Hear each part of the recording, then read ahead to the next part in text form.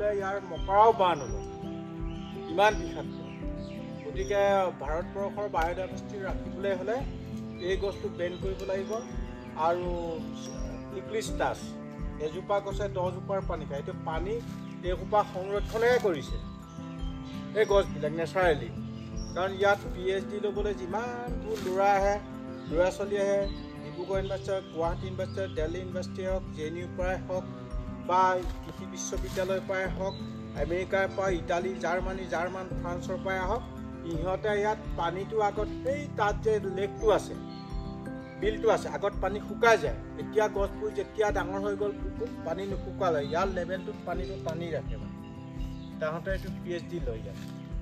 সেইকাৰণে মই ভাবোঁ এনেকুৱাবিলাক নেচাৰেলি গছবোৰ ভাৰতত থকা এই গছবোৰে ভাৰতক সেউজীয়া কৰিবলৈ বেছি সময় নালাগিব। আৰু বিদেশৰ গছবোৰে মাটিটো ৰিচাৰ্চ কৰিব লাগে। ভাৰতবৰ্ষৰ প্ৰত্যেকটো ৰাজ্যৰ ৰিচাৰ্চ কৰি পেলাই গৱেষণা কৰি সেই মাটিটো পৰীক্ষা কৰি পেলাই গছ পুলি ৰুলে ভাৰতৰ বায়'ডাইভাৰ্চিটি ৰ'ব।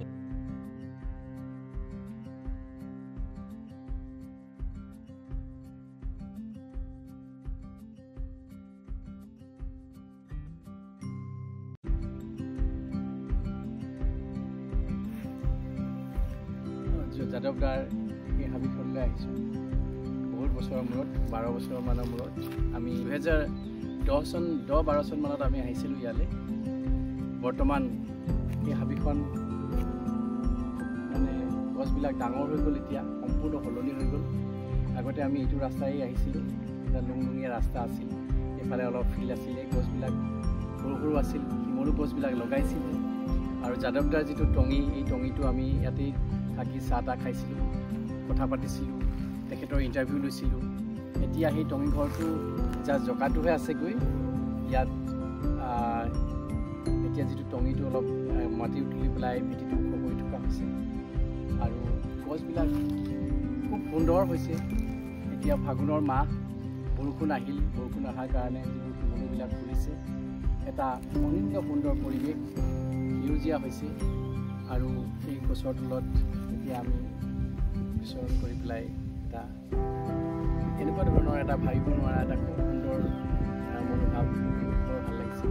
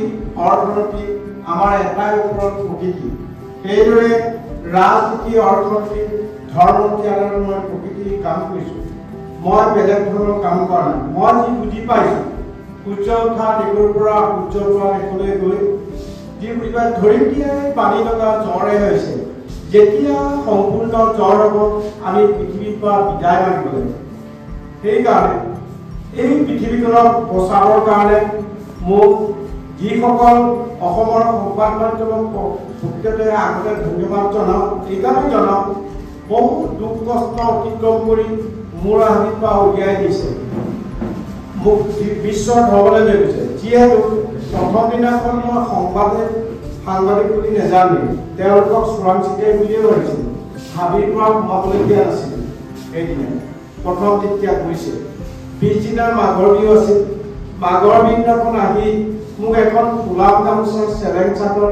500 টকা আৰু প্ৰমাণ পত্ৰ এটা কৈছিল যে আপোনাৰ লগত আমি আছোঁ আপুনি বহুত ভাল কাম কৰিছে কৰি গৈ থাকক কিন্তু আৰ্টিকলটো লিখোঁতে 2 বছৰ সময় লৈছে খদিয়াৰ পৰা ধুবুৰীলৈ যেতিয়া ফৰেষ্ট ডিপাৰ্টমেণ্টৰ লগত আলোচনা কৰিলে ফৰেষ্ট ডিপাৰ্টমেণ্টে তেতিয়া ক'লে যে এইটো আমাৰ ৰেভিনিউ নকৰে তেওঁ অকলে গুৱাহাটী তাৰপিছতে 2010 চনত জিতু কলিতাই লিখা দৈনিক জনমভূমি 2010 চনৰ 25 জানুৱাৰী সেইটা আৰ্টিকলটো লিখাৰ লগে লগে DYP65 দুৱাৰখন times of India times of ইণ্ডিয়াৰ আৰ্টিকল লিখাৰ লগে লগে সেই হাবি মাজৰ পৰা মাতি নি জৱাহৰলাল ইউনিভাৰ্চিটি এনভাইৰনমেণ্টেল চাইণ্টিষ্টসকলে 3 ৰাতি প্ৰতিটো গছ গছনি প্ৰতিটো চৰাই চিৰিকটি প্ৰতিটো জীৱ জন্তুৰ বিষয়ে অধ্যয়ন কৰি ৰাতি 3:30 ভাৰতৰ forest man of India title দিছিল ইয়াৰ সময়ত তেতিয়া বিজ্ঞানীসকলক কৈছিলোঁ যে মই এসপ্তাহ দিন ইয়াত ট্ৰেইনিঙত আছোঁ গতিকে মই মিচিং গোষ্ঠীৰ মানুহ মই গধূলিলৈ আপোনালোকক খাওঁ তেতিয়া আকৌ 5000 দি বটল এটা দি খাই লৈ কিনো পৰে সেইটো অধ্যয়ন কৰিহে সেই সন্মানটো দিছিল দায়িত্বটো দিছিল তেতিয়া সেই সময়ৰ মুখ্যমন্ত্ৰী তৰুণ গগৈ ফোন কৰিছিল দেশৰ আফগান ইউনিভাৰ্চিটিত দেশৰ গৌৰৱৰ কাৰণে তোমালৈ শুভেচ্ছা জনালোঁ তেতিয়া মই খুবকৈ কান্দি দিছিলোঁ তেতিয়াতো অসমৰ মনত পৰিণত কৰিব নোৱাৰি তেতিয়া মই তাত থকা বিজ্ঞানীসকল তাত থকা এমপিসকল তাত থকা ছাত্ৰ ছাত্ৰীসকলক ক'লোঁ যে মোৰ ল'ৰা ছোৱালী সৰু সৰু ভাবিতে এইটো যে জীৱ জন্তুৱে ভৰা সেইকাৰণে মনত পৰিছে মোৰ চকুৰ পানী ওলাইছে অন্য নহয় কিন্তু মোৰ সেইটো দুখ বেদনা নাছিল মোৰ দুখ বেদনাটো আছিল অসমত 3খনকৈ ইউনিভাৰ্চিটি আছে নিচিৰ কাষতে টুকুলাই চাহ গৱেষণা কেন্দ্ৰ আছে নিচিৰ কাষতে ৰিচাৰ্চ লেবৰেটৰী আছে নিচিৰ কাষতে কৃষি বিশ্ববিদ্যালয় থাকোঁতে মোক জৱাহৰলাল ইউনিভাৰ্চিটিয়ে সেই হাবি মাজৰ পৰা মাতি দি সন্মানটো দিয়াৰ কাৰণে মোৰ দুখ বেদনাটো মোৰ চকু মিলে তাৰপিছত অসমলৈ আহি দেখিছোঁ মৰিয়নি জংচনত তাত লখিমপুৰ গাৰ্লছ কলেজৰ ছাত্ৰীসকল ৰৈ আছে তেতিয়া আৰু মোক কৈছে ছাৰ আপোনাক নিবলৈ আহিছোঁ আপুনি ঘৰলৈ যাব নালাগে মই বাহিৰৰে লখিমপুৰ গ'লোঁ লখিমপুৰত গৈ তাত যেতিয়া সম্পূৰ্ণ জনাইছে আৰু জনোৱাৰ সময়তে তেতিয়া আকৌ তাৰ পৰা ফোন কৰিছে বম্বেৰ পৰা চন্দ্ৰমুখানন হলৰ পৰা APJ আব্দুল কালাম ছাৰ তাৰ তোমাৰ 3 দিনৰ পিছতে তুমি আমাৰ ইয়ালৈ আহিব লাগিব তোমাৰ লগত কথা আছে তেতিয়া মই 3 দিন পিছত যেতিয়া বম্বেত গৈছোঁ চন্দ্ৰমুখানন হলত APJ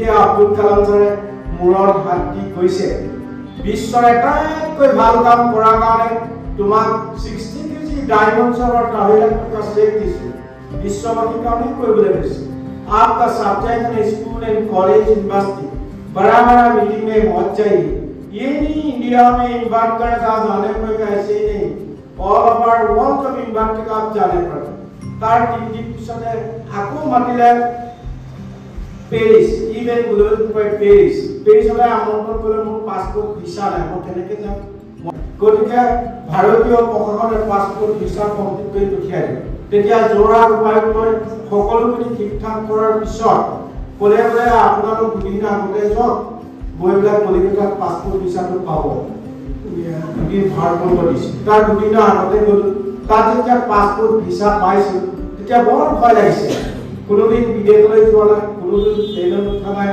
তেতিয়া মৰিমতে নাছিল, তেনেকুৱা লাগিছিল। তেতিয়া আৰু ইণ্টাৰনেশ্যনেল প্লেনত যেতিয়া ফিটাটো মাৰি বহিছিল, সেইখন প্লেনত 450টা ছিট আছে। এতিয়া বহুতে ভাবিছিল যে চাইছোঁ ফৰেইনাৰবিলাকে বহুত ৱাইন চাই, ইণ্টাৰনেশ্যনেল প্লেনত ৱাইন ক'ত খাবলৈ পায়। মই কলিকতাৰ পৰা আৰৱৰ তৰালৈ 3 বটল, আৰৱৰ তৰাৰ পৰা ছুইজাৰলেণ্ড যেনেকুৱা 2 বটল খাই যেনে তেনে ফ্ৰান্স পাইছে। তেতিয়া যিটো কলিতা লগত গৈছে, তেতিয়া কৈছে চাহ কাপোৰ পিন্ধাইছে, চৰাই সাত সাগৰ 13 নদী পাৰ কৰি সূৰ্য উঠা দেশৰ পৰা সূৰ্য পৰা দেশলৈ আহিছে, অন্যটো অনা নাই। গতিকে গছ গছনিৰ পৰা চৰাই চিৰিকটিৰ পৰা জীৱ জন্তুৰ পৰা আমাৰ শিকিব লগা কিমান আছে। পিছদিনা যেতিয়া ইভেণ্টত সমগ্ৰ বিশ্বৰ 195খন দেশৰ বিজ্ঞানীসকলে ঘোষণা কৰে যে গছৰ অবিহনে আৰু পৃথিৱীত কোনেও বচাব নোৱাৰে। সমগ্ৰ বিশ্বই ধ্বংস কৰাৰ বিনিময়ত এজন মানুহে সৃষ্টি কৰাৰ কাৰণে বিশ্বৰ কেইখন কিতাপত আৰু এজোপা গছ পুলি ৰুবলৈ লৈ গৈছে। গছ পুলিটো যেতিয়া মোবাইলটো বিশ্বৰ বিভিন্ন ধৰ্মাৱলী লোকসকলে নিজৰ ধৰ্মৰ মাটি অৱগত কৰি কিছুমান উপাসনা কৰিছে আৰু কিছুৱে ডেন্স দিছে, কিছুৱে বিলাপ কৰিছে, কিছুৱে গান গাইছে, তেনেকৈ গছজোপা জীৱৰ কাৰণে উপাসনা কৰিছে। আৰু তেতিয়া সুৰ বৰষুণ দিছিল আৰু তেতিয়া বৰ ভাল লাগিছে। আজিৰ পৰা পৃথিৱীখন এৱাৰনেছ হৈছে। সেইজোপা গছ যেতিয়া 26 ফুট ওখ হ'ল, 5 বছৰ আছিলে, তাৰপিছত ভাৰতলৈ ঘূৰি আহিল। ভাৰতৰ বিভিন্ন স্কুল কলেজ ইউনিভাৰ্চিটিবিলাকত গৈ দেখিছোঁ 1972 চনতে ছুইডেনৰ ষ্টকহোম দেশত 13খন ৰাষ্ট্ৰই ঘোষণা কৰিছিল। তেতিয়াই জলবায়ু পৰিৱৰ্তন হৈছে। ভাৰতবৰ্ষত 1973 চনত পাঠ্যক্ৰম সোমাই লৈ 1974 চনৰ পৰা 5 জুনটো বিশ্ব পৰিৱেশ দিৱস পালন কৰে। ভাৰতৰ বিভিন্ন স্কুল কলেজ ইউনিভাৰ্চিটিত গৈ মই দেখিছোঁ একেটা গাঁততে বিশ্ব পৰিৱেশ দিৱস পালন কৰে, গছ এজোপাও নাই। না ভাৰতীয় শিক্ষাটো এনেকুৱা নেকি, ডাঙৰবোৰে গছ কাটে, সৰু সৰু ল'ৰা ছোৱালীবিলাকক গছ পুলি উঘালি জাল মৰা, সেইদিনাৰ পৰা যদি উঘালিও নিদিলে হেঁতেন একে জেগাত থকা হ'লে ইমান জলবায়ু পৰিৱৰ্তন নহ'লে। সেয়েহে শিক্ষা অগ্ৰাধিকাৰ এনভাইৰনমেণ্টেল চায়েন্স পৰিৱেশ বিজ্ঞান LP স্কুলৰ পৰা দিব লাগিব, পৰিৱেশ শিক্ষক দিব লাগিব, পৰিৱেশ ইউনিভাৰ্চিটি দিব লাগিব। যেতিয়া এটা ল'ৰা LP স্কুলত কাম লগাব, এজোপা গছ ৰুব, সি প্ৰেক্টিকেলি 5 বছৰত ডাঙৰ কৰিব লাগিব। তাৰ অক্সিজেনটো সি নিজে ল'ব, পিছৰ 5 বছৰত তাৰ এজোপা ৰুব, বিশ্ববাসী দিব। তেতিয়া ভাৰতে নালাগে পৃথিৱীত বছৰি কিমান ল'ৰা ছোৱালী এডমিশ্যন লয়, 2 বছৰত কিমান হ'ব, 3 বছৰত কিমান হ'ব, 4, 5, 10 বছৰত অল অভাৰ ৱৰ্ল্ড ঘূৰি লৈ যাব। সেইখিনি ল'ৰা ছোৱালীয়ে নতুন পৃথিৱী গঢ়িব। ইহঁতে ৰোৱা গছ কোনোদিন কাটিব নিদিব, ইহঁতৰ গছৰ ওপৰত পৰা চৰাই মাৰিব নিদিব, ইহঁতৰ গছৰ তলত থকা জীৱ জন্তু মাৰিব। সেই আদিম যুগৰ পৰা সংৰক্ষণ নকৰা তাহাঁতে পায়, মানে নোৱাৰে। সেয়ে মই আশা ৰাখিছোঁ ভাৰতৰ দৰে এখন বিশাল দেশত কি প্ৰয়োজন আছে এতিয়া, সেইটোৱে মেইন কথা। বিশ্বৰ ভিতৰত জনসংখ্যা বেছি আছে, কিন্তু যে বিশ্বখনত দেখা পোৱা যায় ইকনমিকেল ফ্ৰম ক্লাইমেট চেঞ্জত, তেতিয়া মই বিশ্বৰ 195খন দেশৰ 20,000 লোকক সুধিছিলোঁ যে আপোনালোকক ইকনমিকেলৰ ওপৰত কিমান গুৰুত্ব দিছে, 1 মিনিট সময় উশাহটো বন্ধ কৰকচোন, অক্সিজেনৰ কিমান প্ৰয়োজন হ'ব। যদি গছেই অক্সিজেন দিয়ে, তাত থকা 20,000 লোককে নিজে জীয়াই থাকিবলৈ এজোপাকৈ গছ পুলি ৰুৱক। সমগ্ৰ বিশ্বৰ 708 কোটি মানুহে এজোপাকৈ গছ পুলি ৰুৱক, তেতিয়া পৃথিৱীৰ ভাৰসাম্যটো ঘূৰি আহিব, নহ'লে পৃথিৱীলৈ ভাবুকি আহিছে। আপোনালোকৰ বিভিন্ন ধৰ্মাৱলী লোকসকল আছে, বৃহৎ বৃহৎ গীৰ্জা, বৃহৎ বৃহৎ মছজিদ, বৃহৎ বৃহৎ মন্দিৰ বনাইছে। ভগৱানক কোনে দেখিছে? ভগৱান দেখা এজনো পৃথিৱীত ক'তো নাই। তেতিয়া ভগৱাননো কোন? চকুৰে দেখাত আমি মা দেউতাই ভগৱান। মা দেউতাই ঢুকোৱাৰ পিছত কাৰ লগত এৰি থৈ গৈছে? প্ৰকৃতিৰ লগত এৰি থৈ গৈছে। প্ৰকৃতিও যেনে ভগৱান বিচাৰে, যিজনে প্ৰকৃতিক ভাল পায় তেওঁ পৃথিৱীক ভাল পাব পাৰে, যিজনে পৃথিৱীক ভাল পায় সমস্ত বিশ্বৰ প্ৰাণীজগতক ভাল পাব পাৰে, তাৰ কেউৱেই নাই। তেতিয়া আৰু মোক 1 কিলোমিটাৰ দূৰ দাঙিলৈ গৈ চুমা খাই চুমাতে দাঙিলৈ পৃথিৱীত কেনেকুৱা মানুহ থাকে। সেইকাৰণে অন্যান্য দেশৰ অভাৱ হৈছে আৱিষ্কাৰ হৈ, তেতিয়া বুজি পাইছোঁ যে ভাৰতৰ ইমান জনসংখ্যা বেছি হ'লেও বেলেঞ্চটো আছে। সেইকাৰণে ভাৰতৰ 140 কোটি মানুহ বেয়া পাব নাজানো, কাৰণ দেশবিলাকে কি কৰিলে তাহাঁতে 1900 বছৰ কাপোৰ পিন্ধে ভাৰতে 5500 বছৰৰ আগত কাপোৰ 1900 বছৰৰ পিছত কাপোৰ পিন্ধি গোটেই পৃথিৱীখন জয়লাভ কৰিলে জয়লাভ মানে একোৱে নকৰিলে প্ৰকৃতিক ধ্বংস কৰিলে যাৰ বাবে জলবায়ু পৰিৱৰ্তন যাৰ বাবে কোভিড-19 বাপেক মৰিলেও চুব নোৱাৰে মাক মৰিলেও চুব নোৱাৰে সেই পদ্ধতি আহি গ'ল সেইকাৰণে এতিয়া ভাৰতৰ দৰে এখন দেশত জীয়াই থাকিবলৈ হ'লে আমি কি ডিচিশ্যনটো ল'ব লাগিব গ্ৰীণ ইণ্ডিয়া কৰা সেইটো মোৰ লক্ষ্য গ্ৰীণ ৱৰ্ল্ড কৰা যি দেশলৈ মাতে মই সেই দেশলৈ যাব লাগিব চিৰসেউজীয়া পৃথিৱীখনক চিৰসেউজীয়া কৰা মোৰ মনবিলাক তেনেকুৱা আৰু সেইকাৰণে কৰি থকা হৈছে এতিয়া মোৰ উদ্দেশ্যটো মোৰ আদিৰ পৰা কাজিৰঙালৈ 60 কিলোমিটাৰ ডিব্ৰুচৈখোৱালৈ 120 কিলোমিটাৰ সেই মাজত থকা চহৰ-চাপৰিবোৰ তাত গ্ৰীণ কৰা মোৰ উদ্দেশ্য সেইকাৰণে ভাৰতীয় NGO-বিলাক আৰু কোম্পানীবিলাকক ভাৰতীয় সামৰিক বাহিনী উপায়ুক্তসকলক তেওঁলোককো অনুদান দিবলৈ কৈছোঁ যে 400 উপায়ুক্তসকলে কৰক তেতিয়া সোনকালে গ্ৰীণ হ'ব গ্ৰীণ আছাম হ'ব কাৰণ গড়ৰ কৰ্ডিটো হ'ব বগীবিল দললৈকে সেইকাৰণে বিভিন্ন দল সংগঠনত তাত সেইবোৰ গ্ৰীণ কৰিবৰ কাৰণে তেওঁলোকৰ প্ৰজেক্ট দিছোঁ 1000 হেক্টৰ তেতিয়া অসমৰ মাটি নাই অসমৰ মাটি মহাবাহু ব্ৰহ্মপুত্ৰৰ বুকত 4ভাগৰ 3 অংশ আছে সেইকাৰণে সেইটো গধুৰ দায়িত্ব আৰু গোটেই বিষয়বিলাক ইউনেস্কোৰ যেতিয়া আকৌ মেক্সিকোত আমন্ত্ৰণ কৰিছিল লকডাউনৰ সময়তে তেতিয়া অলিম্পিকত লাভ কৰিলে সেই সময়তে কুইন এলিজাবেথৰ এৱাৰ্ডটো দিলে ইংলেণ্ডৰ কুইন এলিজাবেথৰ চুমা গালে যেতিয়া কোভিড চলিছে মোৰ আৰু এপ্ৰিল মাহতে ঠাণ্ডাৰ পৰা গৰম আহি পানী লগা জ্বৰ হওঁতে মোক ঘৰত সোমাব নিদিয়ে তই কোভিড লৈ আহিছ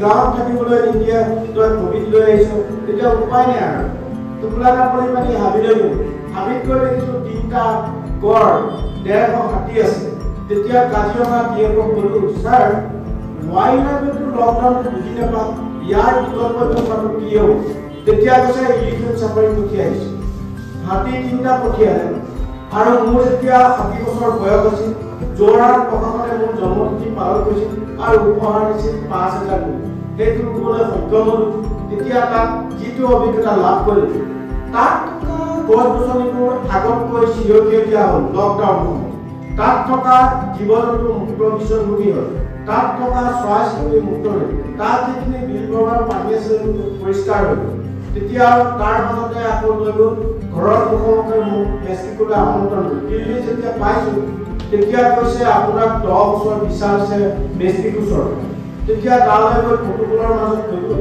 গৈ তাত ৰিবন বহাই তাত মানে প্ৰগ্ৰেমটো কৰিছে তেতিয়া ইউনেস্কোৰ ব্ৰেণ্ড এম্বেছাডৰ আহিছে তেতিয়া মই মোৰ হাবিটোৰ পৰা যিটো অভিজ্ঞতা লাভ কৰিলোঁ লকডাউনৰ সময়ত সেইকাৰণে তেওঁক ক'লোঁ সমগ্ৰ বিশ্বই যদি বছৰেকত 7 দিন লকডাউন দিয়ে তেতিয়া পৃথিৱীৰ ভাৰসাম্যটো ঘূৰি আহিব আৰু মানুহ সম্পদ পৃথিৱীৰ ভাৰসাম্য ৰক্ষা কৰা মহিলাসকলৰ যিটো ভূমিকা আছে পুৰুষৰ সেইটো নাথাকে কাৰণ মোৰ ঘৰতে মই জানো যে মাকে 3 চাট মাৰিলে মা মোক ভাত দে বুলি কয় মই এচাট মাৰিলে ঘৰৰ পৰা ওলাই যায় জন্মৰ পৰা মাকে পাব সেইকাৰণে সমগ্ৰ বিশ্বই যদি 60% মহিলাসকলক সংৰক্ষণ কৰে তেতিয়া পৃথিৱীৰ ভাৰসাম্যটো সোনকালে ঘূৰি আহিব নহ'লে পৃথিৱীলৈ বহুত ভাবুকি আছে সেই ৱৰ্ল্ডত প্ৰথম চাগৈ ভাৰতেই কৰিছে 33% কিয়নো 40-50 নকৰিলে ভাৰতৰ মহিলাসকলক শিক্ষিত আৰু কম নেকি তেনেকুৱা হ'ব পাৰে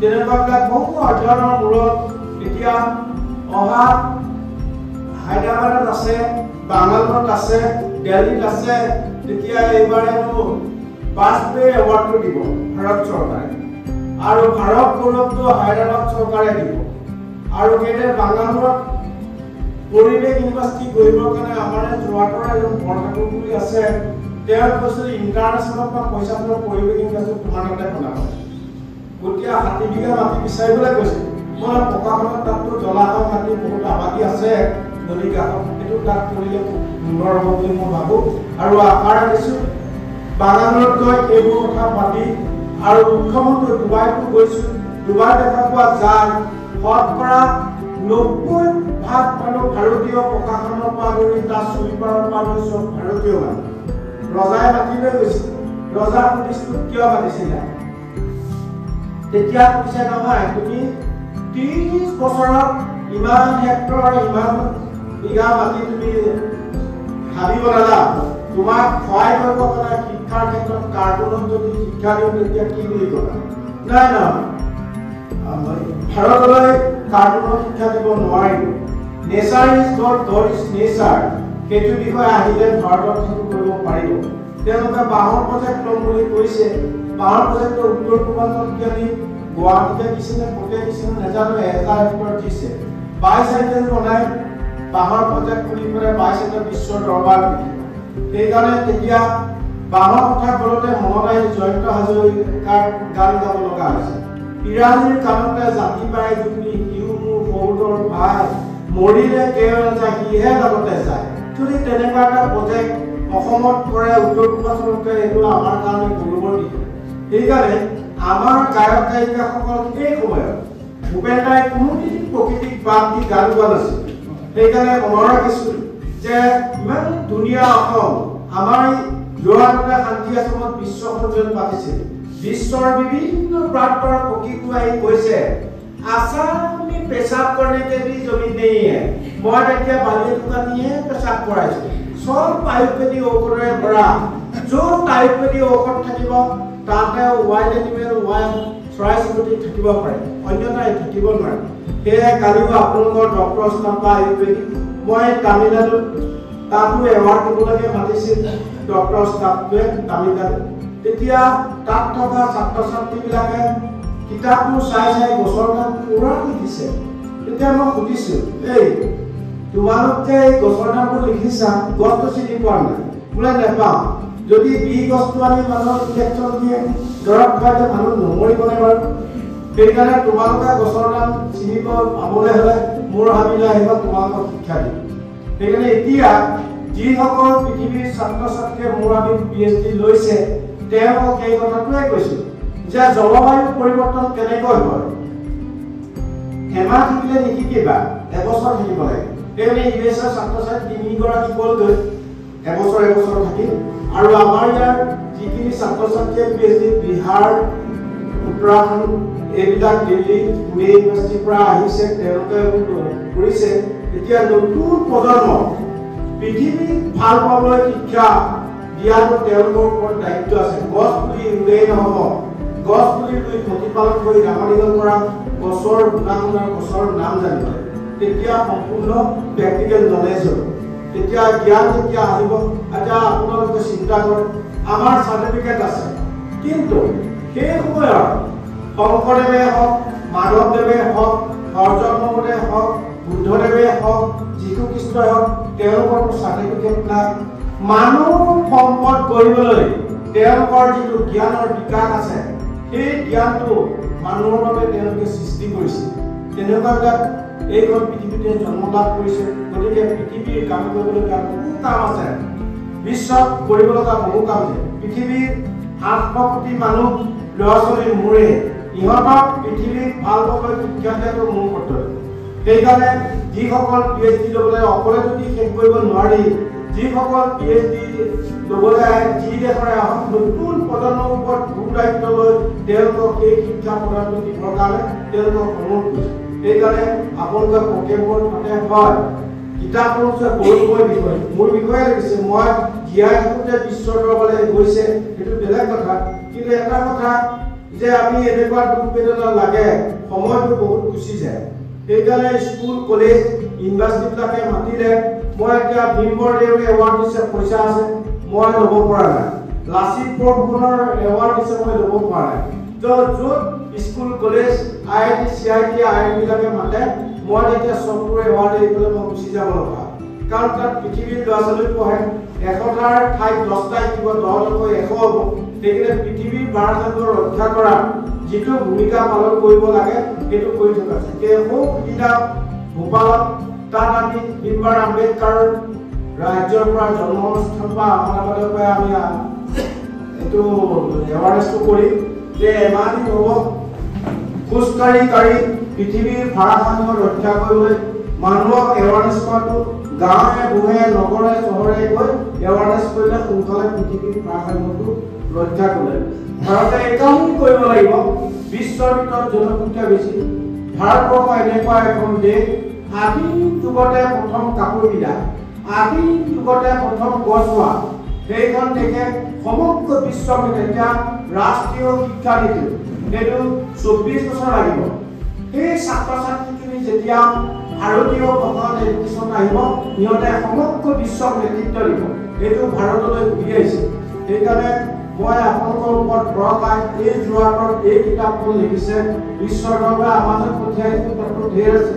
তাতো আৰু এটা কথা তেখেত কামতামৰীয়া আছে, আপোনালোকে চিনেমাই বনক, কিবা কিবিয়ে বনক, যিয়ে নবনক, ডকুমেণ্টে বনক, মই হ'লে দলিলত চহী নকৰোঁ। কাৰণ মোক বহুতবিলাক অনুষ্ঠানে তেনেকৈ কৈছে RTC বাস্তা চিনেমা বনালে দলিত মই দলিলত চহী কৰিব আবেদন বনাইছিল, মই চহী নকৰোঁ।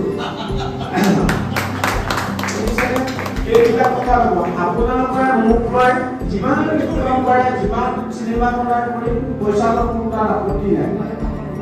এই কথাবিলাক হয়। সেইকাৰণে কিন্তু দলিলত চহী কৰি মই চিনেমা চিমেণ্ট ফেক্টৰীবিলাক 5 লাখ দিম, আপুনি ইয়াত মই বোলো নাই নাই, মই চহী কৰিবলৈ নাই, তোমাৰ 5 লাখ টকাটো নালাগে।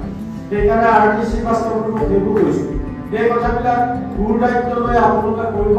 হাবিখনক লৈ হাবিভাগে থাকিব, মই ভাগে থাকিম। কিন্তু আপোনালোকৰ আন্তৰিকতা আছে, শ্ৰদ্ধা আছে, মই জানো। শ্ৰদ্ধা থাকিলেও আপোনালোকে ইকনমিকেলত মই তাত সোমাব নোৱাৰোঁ। সেইকাৰণে আমি ল'ৰা ছোৱালীৰ কাৰণে বনাইছোঁ। এইটো অন্য মানুহৰ কাৰণে নহয়, ডকুমেণ্টে বনাইছোঁ। নেক্সট মাষ্টাৰ উইলিয়াম ল'ৰাটো দলিলত চহী কৰা নাই, কেন এৱাৰ্ড পালেগৈ। আৰু বলিউডৰ চিনেমা বনাইছে, মইতো তাত চহী কৰা নাই, তেওঁলোকে বনাই আছে তাতে আমেৰিকাতে। সেইকাৰণে এই গোটেই কথাবিলাক ভালকৈ চিন্তা চৰ্চা কৰি যিকোনো ডিচিশ্যনটো ল'লে মই ভাল পাওঁ। সেইকাৰণে আমি অকল মোৰ নহয়, মই বনাই দেখুৱাইছে এতিয়া পৃথিৱীৰ 800 কোটি মানুহৰ সেইখন আমি ওপৰত চলোঁ। সেইকাৰণে জানো যে গুণিত শইকীয়া এছিয়া হৈ থাকোঁতে মোক কৈছিল, পাৰিলে আমি চাকৰি কৰিম, এনেকুৱা হাবি আমি বনাব পৰা নাই। অসমত নাই নাই, ভাৰতত নাই নাই, পৃথিৱীত আছে নে নাই সন্দেহ হৈছে। এতিয়া পৃথিৱীত ক'তো নাই, মই বনাই দেখাই আনিছোঁ। অকলে কি কৰিব নোৱাৰে, চব পাৰে। খালি সেই মেথডটো সৰুৰে পৰা অন্তত সোমাব লাগিব। মই সৰুৰে পৰা তেনেকুৱা পৰিৱেশত ডাঙৰ হৈছিলোঁ, বালিগাঁৱত থাকি ডাঙৰ হৈছিলোঁ। ডক্টৰ জ্যোতিবেশ বৰাই LP স্কুলৰ পৰা শিকাইছিল, গছ পুলিটো ৰুলেই নহ'ব, গছ পুলিটো ৰুই প্ৰতিপালন কৰি ডাঙৰ দীঘল কৰা, গছৰ গুণাগুণ, গছৰ নাম জানিব লাগিব। তেতিয়া আৰু পাণ পুলি চবৰ হাতত নহয়তো। আগতো দাঁতৰ বচন আছে, একে আইনে ধান, 3 খালে পাণ, 3টা খাবলৈ চিঙিব পাৰে, মোৰ হাতত আকৌ একে খানতে খাব পাৰে। তেতিয়া আৰু সেইজন বিজ্ঞানী মাতিলে এইবিলাক তেতিয়া কৈছে, তই এইটো কামকে কৰিবি, এদিন পৃথিৱী আদৰ্শমান হবি। আৰু এইবোৰ চা, সৰুতে কুকুৰে বকি থাকিব, হাতীয়ে ঘূৰি নাচায়, তোৰ কামটোৱে তই কৰিবি। সেইকাৰণে তেনেকৈ উঠিবলৈ সেই অৱস্থা পাইছে। আৰু বৰ্তমান যিমান পৃথিৱীৰ বিজ্ঞানী পাইছে তেওঁলোকে পাইছে। সেইকাৰণে APJ Abdul Kalam sir, Jawaharlal university environmental চাইণ্টিষ্টসকলক সেইবোৰ উঠাই গৈছে। দি পেলাই আহিছে মোৰ হাবিলে, তাত কৈছে ইমানখন মাটিত কিমান আয়ুৰ্বেদিক ঔষধ আছে, তেওঁ মেডিচাইন হেৰিয়ে আছিলে, খুব ভাল আছিলে। সেইকাৰণে তেনেকুৱাবিলাক ধন্য মান্য ভাৰতবৰ্ষত আছে। ভাৰতৰ কথা চিন্তা কৰা বহু মানুহ আছে। সেইকাৰণে এতিয়া ইউৰোপ বিশ্ববিদ্যালয় অধ্যক্ষ কৰি অনুৰাধা মেডাম আহমেদাবাদ, তাতে বিয়া হৈছে।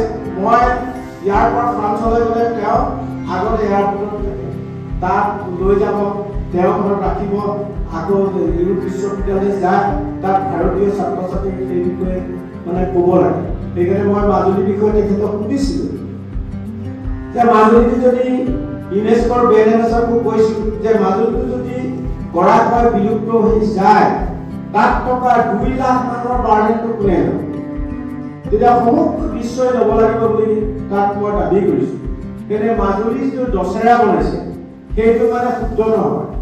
ভাৰত চৰকাৰ, ষ্টেট গভৰ্ণমেণ্টে ভালকৈ আৰু য'ত বনাইছে, যাক বনাব লৈছে সম্পূৰ্ণ অনভিজ্ঞ, সেইকাৰণে ছাকচেছফুল হোৱা নাই। বহুখিনি দশেৰা যে চৰাইদেউক দশেৰা বনোৱা, তেওঁলোকৰ কথোপকথন কৰে বোলে মাতিলে যাম নামাতিলে আমি কেলে যাম সেইটো দশাইখনতো অলপ কথা নহ'ব গতিকে তেনেকুৱাবিলাক গণ্যমান্য অসমতে আছে কিন্তু আমি চিনি পোৱা নাই চিনি নোপোৱাৰ ৰূপত মাজুলীটো বিশ্ব ঐতিহ্যমণ্ডিত ঘোষণা কৰিব নোৱাৰি অন্য কাৰণে একোৱেই নহয় কিন্তু আমাৰ কৰিব লগা বহুত কাম আছে এতিয়াও অসমৰ দৰে এখন চিৰসেউজীয়া অসম কৰা প্ৰত্যেকজন অসমৰ 3,35 লাখ মানুহ অনুৰোধ কৰিছোঁ আপোনালোকে গছ পুলি ৰুব নালাগে খালি গছ কাটিব নালাগে এৱাৰনেছটো এইটোৱে হ'ব লাগিব উত্তৰে দক্ষিণে এৱাৰনেছ হ'ব লাগিব ব্ৰহ্মপুত্ৰৰ কাষত থকা মানুহখিনি সেইটো যদি কয় তেতিয়া অট'মেটিক চিৰসেউজীয়া অসমখন চিৰসেউজীয়া হৈ থাকিব আমি ভালকৈ পৃথিৱীৰ দৰবাৰত অসম যে এখন ৰাজ্য চিৰসেউজীয়া অসম সেইটো আমি ক'ব পাৰিম ধন্যবাদ